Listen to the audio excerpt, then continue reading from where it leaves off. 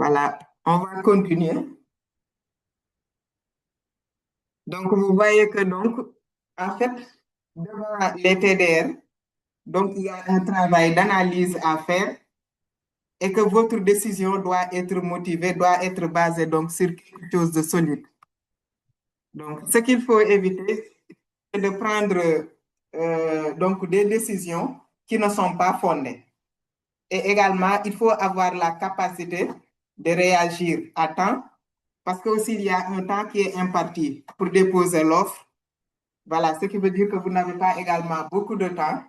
Donc, mais il y a un temps à consacrer à l'analyse des TDR, donc pour voir quelle est la meilleure décision à prendre.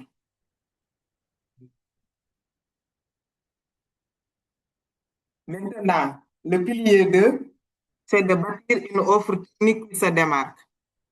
Donc, si l'offre technique doit prouver que vous avez compris le mandat, elle doit montrer une méthodologie réaliste, pas seulement une liste d'idées. Et doit rassurer également sur votre organisation, c'est-à-dire votre chronogramme de travail, votre équipe de mise en œuvre, également votre capacité à donc lire les livrables. Donc, ça veut dire que ce qu'on retient ici comme message clé, c'est qu'une bonne offre doit prouver que vous avez compris la mission, que vous savez faire le travail et que également vous êtes un consultant crédible. Ici, on a un exemple. On dit que la mission vise à apprécier l'autonomisation des femmes dans 2 régions en analysant les résultats obtenus et les facteurs de changement. Nous combinons des entretiens avec les bénéficiaires et l'analyse des rapports existants pour produire des informations fiables. La mission, s'il vous plaît, fermez vos micros. S'il vous plaît. Vérifiez vos micros. Les micros ouverts. S'il vous plaît, fermez vos micros. La mission sera organisée sur 20 jours avec un calendrier précis, une équipe définie et la production d'un rapport d'évaluation accompagné de recommandations stratégiques. Donc, ici, ce qu'on essaie de vous dire, c'est-à-dire que si on dit que la mission vise à apprécier le niveau d'autonomisation des femmes dans les 2 régions en analysant les résultats obtenus et les facteurs de changement, donc là, ça montre que vous avez compris le mandat. Nous combinerons des entretiens avec les bénéficiaires, analyse des rapports existants, produire les informations fiables. Monsieur Thierro, s'il vous plaît. Merci de fermer votre micro. Madame Fatou, fermez les micros, fermez les micros. Monsieur Thierro, c'est aussi de vouloir expliquer, faire sur les micros. Il faut que les participants nous aident. Voilà, donc là, on parle de la méthodologie. La mission sera organisée sur 20 jours avec un calendrier précis. Donc là, c'est le chronogramme. Monsieur Thierro, s'il vous plaît, fermez votre micro. Merci de nous aider. Monsieur Thierro, s'il vous plaît, fermez votre micro.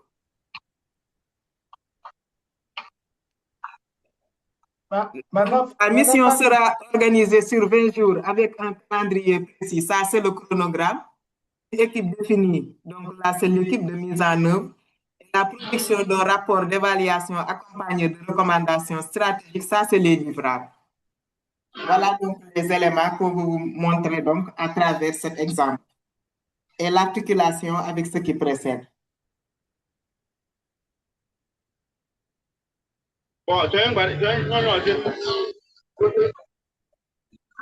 Monsieur Thierro, s'il vous plaît. Oui. Voilà. S'il peut nous aider, voilà, fermez le micro. Merci. Voilà donc les 4 blocs maintenant d'une offre technique qui est crédible. Donc, déjà, avec les exemples qu'on a montrés tout à l'heure, on a parlé de la compréhension de la mission, le besoin, donc qui est reformulé pour montrer qu'on a bien compris à partir du document du TDR. Il y a la méthodologie, donc l'approche, le fait de combiner donc les méthodes quantitatives et qualitatives. Ensuite, l'organisation, c'est-à-dire l'équipe de mise en œuvre et le chronogramme, c'est-à-dire comment vous allez organiser les activités sur le délai imparti à l'évaluation et en fait, les livrables. Tout à l'heure, on a parlé de rapports avec des recommandations stratégiques. Voilà. Et là aussi, on a un autre exemple pour un projet WASH, eau, hygiène, assainissement. La mission vise à évaluer le fonctionnement des comités de gestion de l'eau dans les communes rurales, contribution à l'accès durable à l'eau potable. Donc là, c'est la compréhension. Le besoin est reformulé. Nous réaliserons des entretiens avec les comités, les usagers et les autorités locales, complétés par l'analyse de données existantes, donc les données secondaires. Donc là, c'est la méthodologie. L'organisation maintenant, la mission sera organisée sur 15 jours, un calendrier détaillé. Donc ça, c'est le chronogramme, une répartition claire des rôles au sein de l'équipe. Aboutira à un rapport d'évaluation incluant des recommandations pour améliorer la gestion de l'eau. Et ça, ce sont les livrables attendus. Voilà. Donc là, ce sont les éléments d'une offre crédible. Il peut y avoir d'autres aspects, mais en gros, c'est ça. Par exemple, les aspects éthiques, comme on l'a expliqué au début. Mais en gros, toujours vous avez donc ces éléments auxquels d'autres peuvent se greffer selon les spécificités. Voilà. Là, donc, on montre maintenant comment on construit une méthodologie à partir des questions d'évaluation. Voilà les questions. C'est un exemple pour vous permettre de mieux comprendre. C'est toujours par rapport à ce projet. Les comités de gestion sont-ils fonctionnels et organisés? Comme question d'évaluation. Les comités contribuent à l'accès à l'eau potable pour les usagers. Quels sont les principaux blocages dans la gestion et le fonctionnement des comités? Vous voyez ici, on avait parlé donc de l'évaluation du fonctionnement des comités de gestion de l'eau dans les communes et leur contribution à l'accès durable à l'eau potable. Donc là, on a les objectifs, donc la compréhension de la mission. Ça permet également de faire le lien avec la lecture stratégique dont on parlait tout à l'heure, des TDR. Voilà, donc là, on a les questions. Comment les comités contribuent-ils à l'accès durable à l'eau potable pour les usagers? Quels sont les principaux blocages dans la gestion et le fonctionnement des comités? Ici, qu'est-ce qu'on propose comme méthodologie? L'entretien semi-structuré avec des membres des comités de gestion, les usagers et les autorités locales. On peut faire en même temps également une observation structurée des infrastructures et du fonctionnement des comités. Donc, on observe comment se déroulent les réunions, la gestion quotidienne des infrastructures et des activités du projet, et également l'entretien des ouvrages.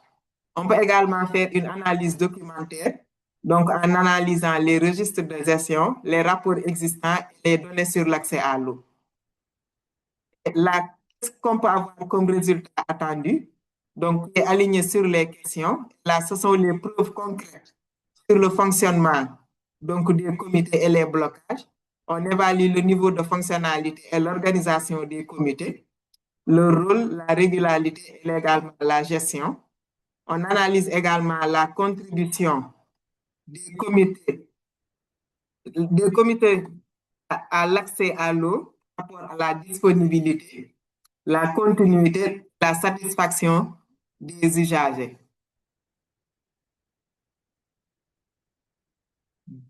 Donc, je pense qu'il y avait deux personnes dans la salle, voilà, ça va venir.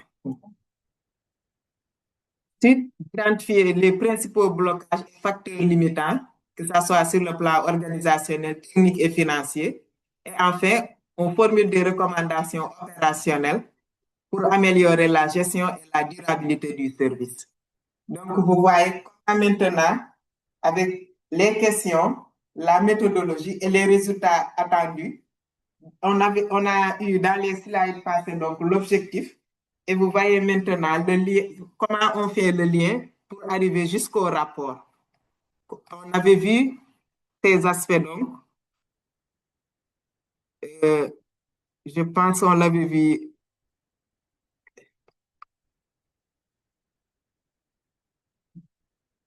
Voilà. Voilà, ici les objectifs, les questions, les livrables et les délais.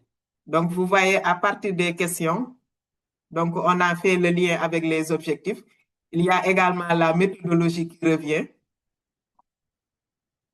Voilà, ici, la compréhension, la méthodologie, l'organisation et les livrables. Donc, on a essayé de donner un exemple donc, pour illustrer ces aspects.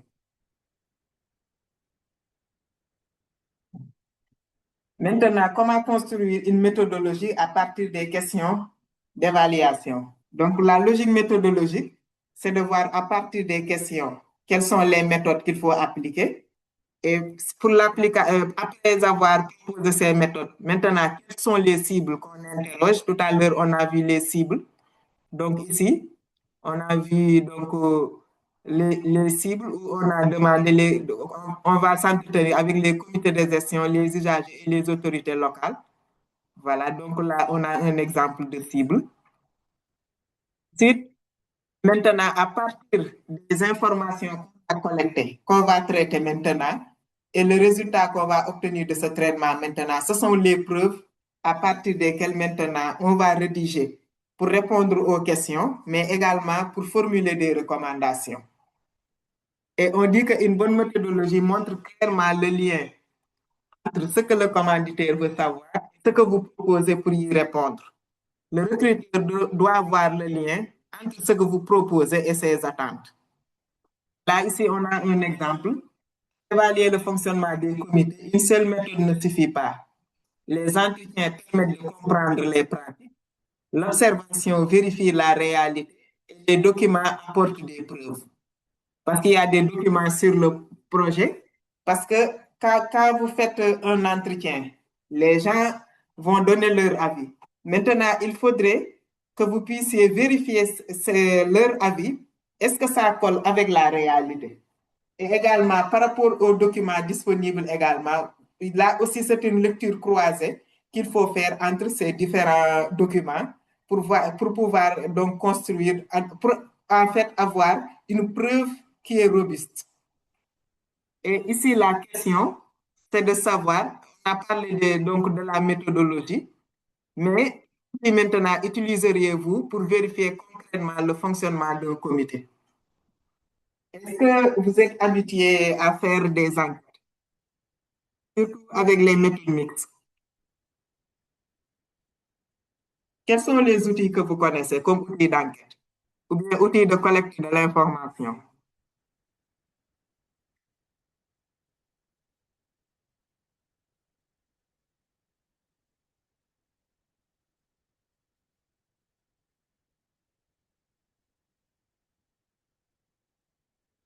Est-ce que vous connaissez des outils pour collecter l'information? Allô? Oui.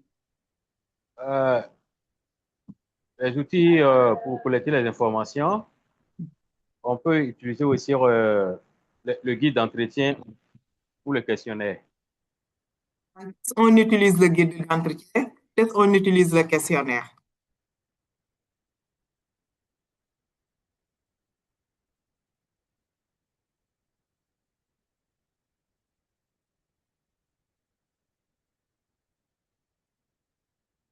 Est-ce que vous savez quand on utilise le guide d'entretien pour donner, on utilise le questionnaire?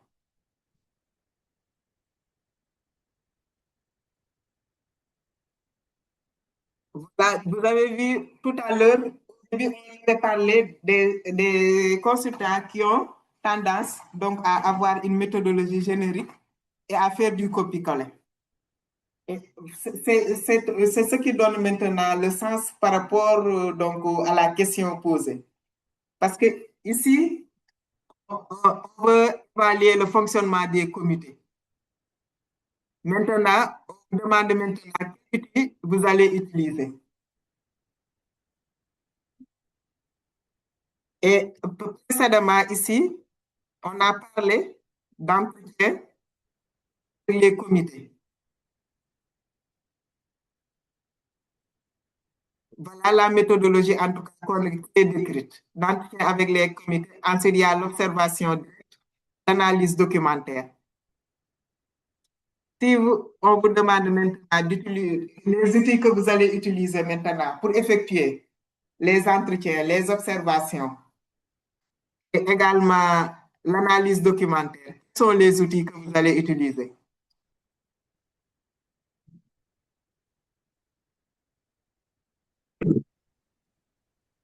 Parce que quand vous devez faire un travail, vous devez savoir quel outil est approprié pour faire ce travail. Par rapport à la méthodologie, si vous dites que, par exemple, vous devez faire une enquête quantitative ou une enquête qualitative, vous devez savoir les outils qu'on utilise. Si c'est une enquête quantitative, on utilise le questionnaire. Mais si c'est une enquête qualitative, par exemple, concernant cet exercice, il y a le guide d'entretien individuel donc, que vous allez utiliser. Donc, ici, on a des entretiens semi-structurés avec les membres du comité, les usagers et les autorités locales. Donc, ça veut dire que d'abord, il faut identifier le type d'entretien. Est-ce que c'est un entretien individuel? Est-ce que c'est un entretien en groupe? Ici, d'abord, c'est un entretien individuel. Quel type de données vous allez collecter? Des données qualitatives. C'est-à-dire, vous allez recueillir des opinions. Donc, ça veut dire que c'est le guide d'entretien individuel semi-structuré que vous allez utiliser. Mais ça ne suffit pas parce qu'il faut croiser les sources. Il faudrait également que vous ayez un guide d'observation directe pour donc observer le fonctionnement donc, du comité de gestion. Mais également, il vous faut une fiche de lecture pour faire une analyse documentaire maintenant par rapport aux documents disponibles maintenant sur les comités de gestion. Et ce sont ces trois types d'informations maintenant que vous allez croiser pour pouvoir répondre donc à cette question. Donc là, ce sont des choses que vous devez maîtriser si vous devez élaborer une offre ou si vous voulez vous lancer dans la consultance.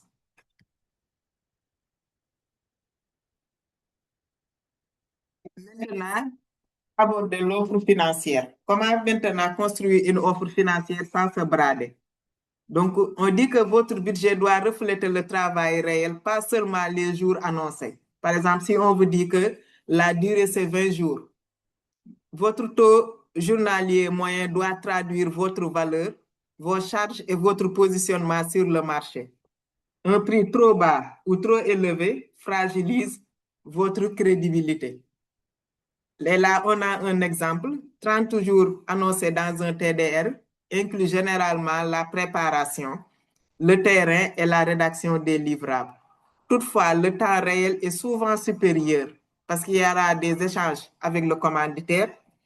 Vous serez également appelé à faire des ajustements méthodologiques et des corrections. Et tout ça, même si ce n'est pas mentionné de manière explicite dans le document de TDR, vous devez le prendre en compte dans le budget, mais également, il faut veiller à rester compétitif parce que c'est une concurrence. Ça ne sert à rien de proposer donc un budget où vous allez où ça risque d'être très élevé, alors qu'il y a d'autres qui vont faire une offre technique aussi crédible que ce que vous allez proposer. Donc, ces personnes donc risquent donc de passer, donc d'être sélectionnées. Donc, ici, on a essayé donc de montrer que donc, il faut essayer de trouver un équilibre. C'est-à-dire que vous devez proposer un budget défendable sur la base de votre valeur perçue, de l'effort réel que vous allez produire et également de la compétitivité. Si on dit valeur perçue, c'est-à-dire vous, ce que vous pouvez apporter. C'est-à-dire que si on devait vous comparer aux autres, il faudrait que vous puissiez montrer qu'est-ce que vous pouvez apporter par rapport à cette évaluation et que peut-être ce n'est pas évident qu'on trouve ça chez les autres. Ensuite, vous avez apprécié l'effort réel que ça va coûter en termes de temps et de travail. Comme on l'a dit tout à l'heure, il y a certaines choses, on ne les budgétise pas, mais on ne le dit pas dans les TDR, mais il faut le prendre en compte dans le budget. Pour vous dire que si on vous dit, par exemple, 20 jours, attendez-vous donc à travailler sur plus de 20 jours dans la réalité. Et si on dit que malgré tout ça, il faut rester compétitif, ça veut dire que votre budget par rapport aux autres offres du marché également doit être compétitif. Il ne doit pas y avoir un très grand écart. Et en général, si les offres, par exemple, si on d'habitude dans les comités de sélection des offres, Donc, il y a quelqu'un qui manipule là. Qu'est-ce qui se passe? Son appareil ou quelque chose. Donc, si en général, pour les offres techniques, on excusez-moi, il faut que j'arrête le partage. Ça assure, je ne sais pas, c'est dû à quoi.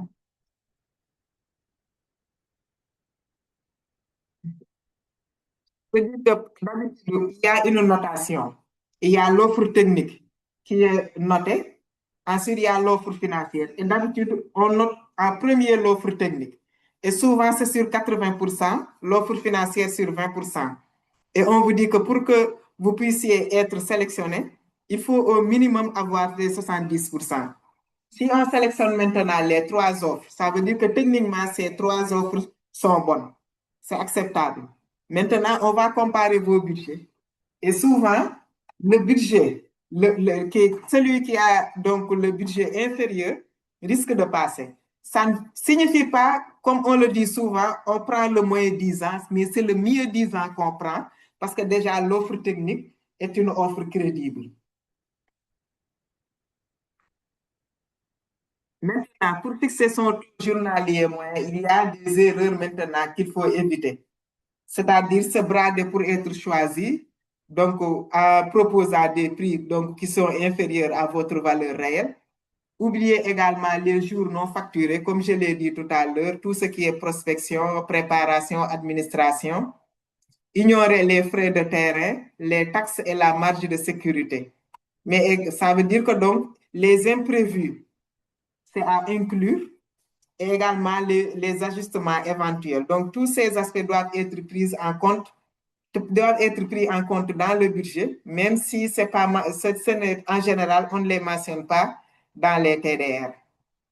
Voilà, donc, voilà la logique maintenant du taux journalier moyen, où il faut toujours essayer d'avoir un équilibre entre la valeur, les charges, le temps non facturé, comme on l'a dit tout à l'heure. Et également, il faut essayer aussi de s'aligner sur les prix du marché. Donc, la valeur, c'est ce que vous apportez. Les charges, c'est ce que vous devez couvrir, les frais, le temps non facturé, et que vous devez intégrer indirectement tout ce qui est préparation, administration. Et il y a également les imprévus, les ajustements, également l'alignement du prix du marché, ce qui est acceptable maintenant au regard des pratiques du marché. Donc, il faudrait donc voir tous ces aspects. Et donc, la question ici, c'est selon votre expérience, dans le calcul journalier moyen, quel élément est le plus souvent sous-estimé? Selon vous, la valeur, les charges, le temps réel ou l'alignement avec les prix du marché? Voilà, j'ai expliqué ici. Que quelqu'un peut essayer, selon votre avis ou bien selon votre expérience? Souvent, qu'est-ce qui est sous-estimé dans le calcul du taux journalier moyen entre la valeur, qui est ce que vous apportez, les charges, ce que vous devez couvrir, le temps non facturé, donc tout ce qui est imprévu et ajustement, et l'alignement sur les prix du marché. Donc, ce qui est acceptable au regard des pratiques donc, du marché dans le domaine de l'évaluation. Est-ce que quelqu'un va essayer? Même si vous n'avez jamais essayé de calculer un taux journalier moyen, si on vous disait que voilà les éléments qu'il faut prendre en compte, est-ce qu'il y a un élément que vous n'aviez pas pensé?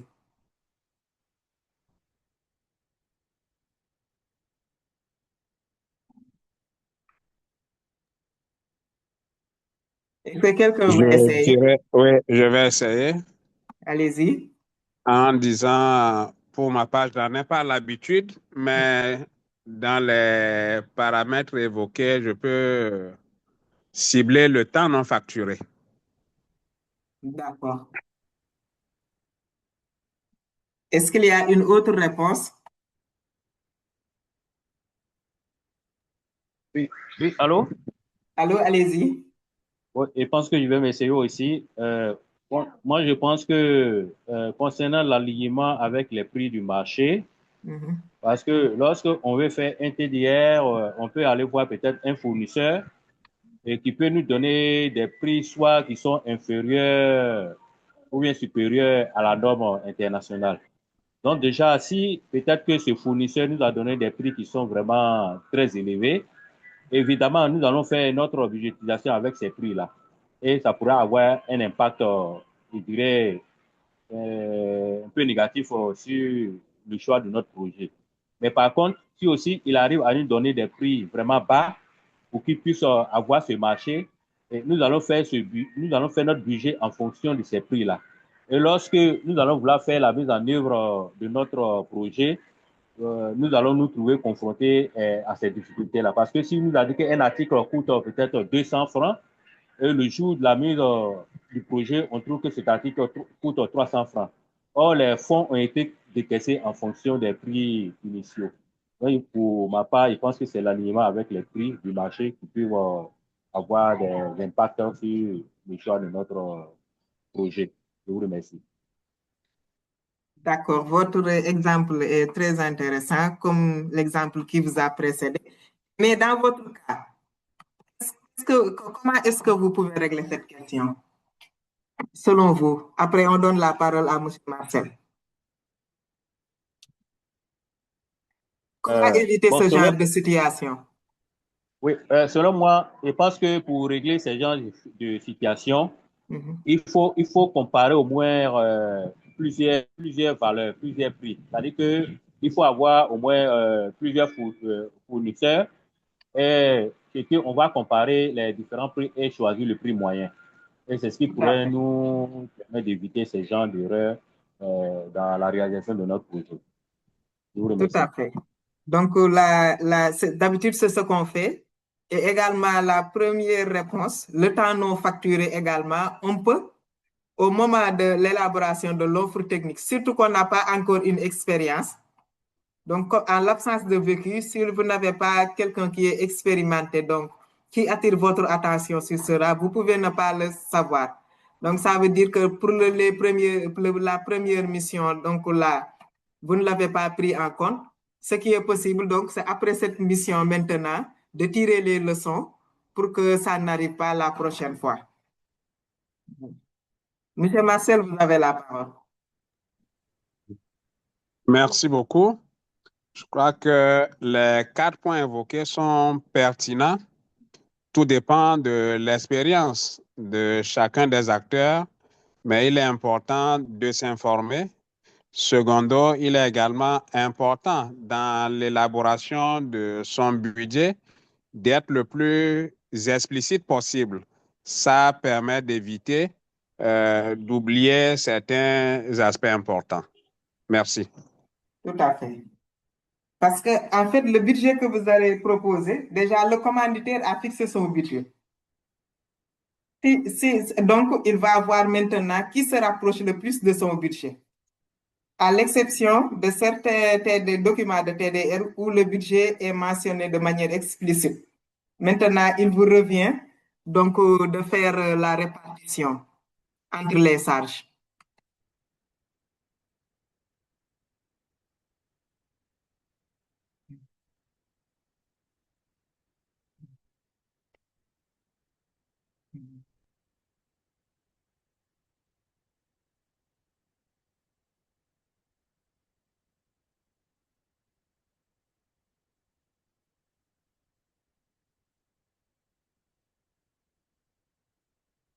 Voilà, maintenant, il reste le 4e pilier, c'est-à-dire la visibilité. Donc là, les commanditaires ne peuvent pas vous choisir s'ils ne vous identifient pas. Donc, ça veut dire que votre CV, si vous avez un profil LinkedIn et également les références que vous allez donner, que le commanditaire donc, peut interroger également, ça veut dire que ces 3 sources doivent raconter maintenant la même histoire pour que vous soyez crédible. Et donc, la visibilité doit se construire donc avant l'appel d'offres, pas après. Ça veut dire que si vous décidez de vous lancer dans la consultance, au préalable, vous devez déjà construire votre visibilité. Et les éléments maintenant de construction de la visibilité et il y a la spécialisation, ce que vous faites le mieux. Il y a les preuves, montrer ce que tu sais faire ou ce que vous avez déjà fait, où est-ce que vous l'avez fait et pour qui. Également, est-ce que vous êtes membre d'un réseau? Là également, ça vous permet d'être visible auprès des bons acteurs. Par exemple, dans le domaine de l'évaluation, pratiquement dans beaucoup de pays maintenant, il y a une association nationale d'évaluation. Donc là, si vous êtes membre, ça vous confère une certaine donc, crédibilité donc, auprès des commanditaires. Ensuite, il y a la régularité. Donc, votre maintien sur le terrain également. Est-ce que vous faites régulièrement des évaluations ou pas? Si on consulte votre CV. Donc, ici, ce qu'on retient comme message clé, la crédibilité ne se déclare pas. Elle se construit pour gagner donc la confiance. Et là, on a un exemple, une consultante MIL qui est spécialisée dans l'évaluation de projets éducatifs et de protection de l'enfant, par exemple au Sénégal, avec une expérience dans l'analyse des vulnérabilités des enfants talibés et la conduite d'évaluation pour des ONG internationales.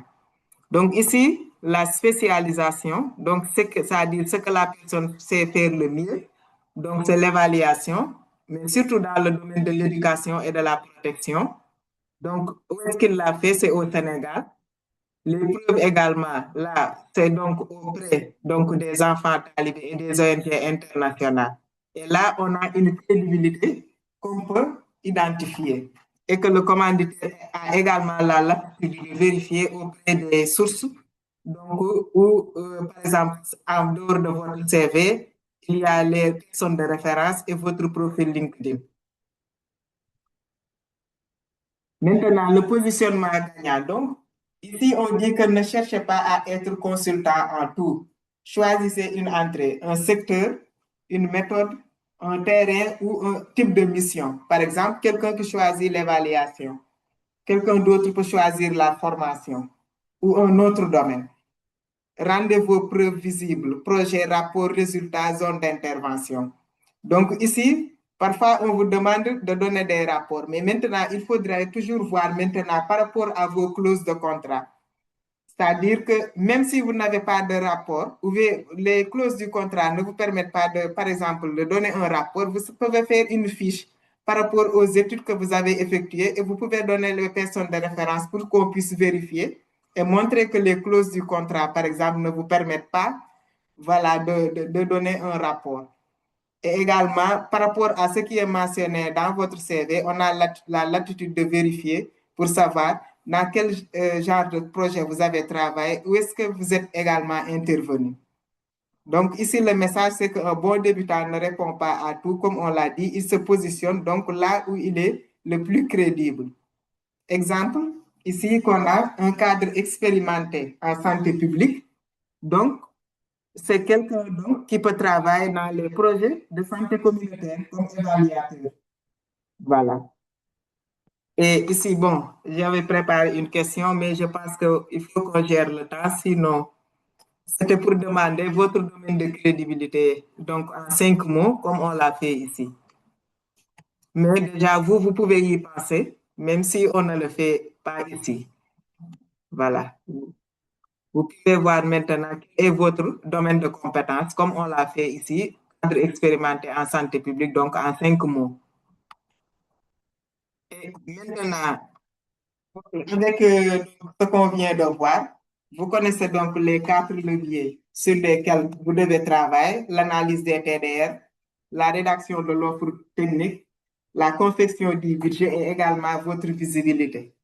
Vous avez également les repères qu'on vous a donnés pour éviter les erreurs, surtout les erreurs coûteuses, parce que vous êtes dans un secteur compétitif. Ce qui reste maintenant, c'est la pratique. Dans la réalité, que vous puissiez analyser les TDR, rédiger une offre technique, élaborer un budget et également vous positionner. Ce qu'on a vu maintenant dans ce webinaire, ce sont les repères et les bons réflexes qu'un évaluateur doit avoir. Mais au début, M. Sadoko l'a annoncé. Donc, nous voulons, pour ceux qui souhaitent approfondir, organiser une formation Et là, c'est là où on va travailler maintenant pour que vous puissiez avoir des modèles qui vont vous inspirer pour pouvoir donc vous lancer dans la consultance. Voilà. Donc, aujourd'hui, on a vu de manière structurée comment on analyse donc les TDR. Mais durant la formation maintenant, là, il y aura une grille d'analyse, une offre technique et également un budget qui sera analysé. Donc là, c'est la fin de la première partie concernant ce webinaire. Maintenant, peut-être si vous avez des questions, avant d'aborder la partie consacrée maintenant à la formation approfondie. Si vous avez des questions, sinon, on continue donc par rapport à cette étape également. Et après, si vous avez des questions, on les aborde.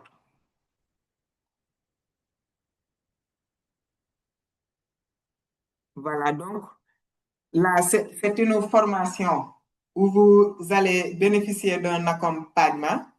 Voilà, donc, et pour ceux qui veulent maintenant aller plus loin, maintenant, on a vu, donc, on s'est beaucoup appesanti dans ce webinaire sur la compréhension des TDR. Mais pendant cette formation, il y aura une grille d'analyse.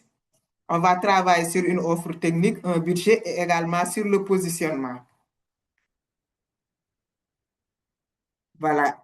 Pour cette formation, voilà, donc on cible les consultants débutants, les experts en suivi et évaluation, des jeunes diplômés, des cadres, et également les petites agences de conseil, c'est-à-dire les cabinets, par exemple, qui viennent de démarrer. Et l'objectif, c'est de structurer des réponses professionnelles donc aux appels à consultation. Et ce sera donc une formation pratique avec des outils, des exercices et de l'accompagnement. Et là, ce qui est visé à travers cette formation complète, c'est de passer maintenant à la théorie, à vos premières offres structurées. Voilà. Et donc, la formation donc, est conçue pour vous faire pratiquer sur des cas proches de ce que vous rencontrez sur le marché. Et voilà les modules donc, qui seront abordés lors de cette formation. Comprendre le marché de l'évaluation, décoder un appel d'offres, rédiger une offre technique irrésistible, maîtriser l'offre financière et la négociation. Parce que vous allez après parfois à négocier où vous avez une bonne offre technique. Peut-être les offres techniques, les autres offres ne sont pas convaincantes, mais si votre budget est élevé, donc il y a une négociation à faire pour vous demander de revoir votre budget, entre autres. Il peut y avoir d'autres aspects. Et les bénéfices maintenant de cette formation, comme on l'a dit tout à l'heure, vous aurez une grille qui vous permettra maintenant de décider avec méthode si vous devez vous lancer, si vous devez renforcer ou bien si vous devez décliner. Donc, ce sera basé sur des preuves tangibles. Une trame maintenant d'offres techniques pour structurer vos réponses, un modèle de budget et une méthode de réflexion sur le taux journalier moyen et un plan de visibilité pour vous rendre identifiable. Donc, ici, au début, peut-être les réponses que le débutant fournit sont floues. Le budget aussi, ce n'est pas très incertain parce qu'on n'a pas assez d'éléments. Donc,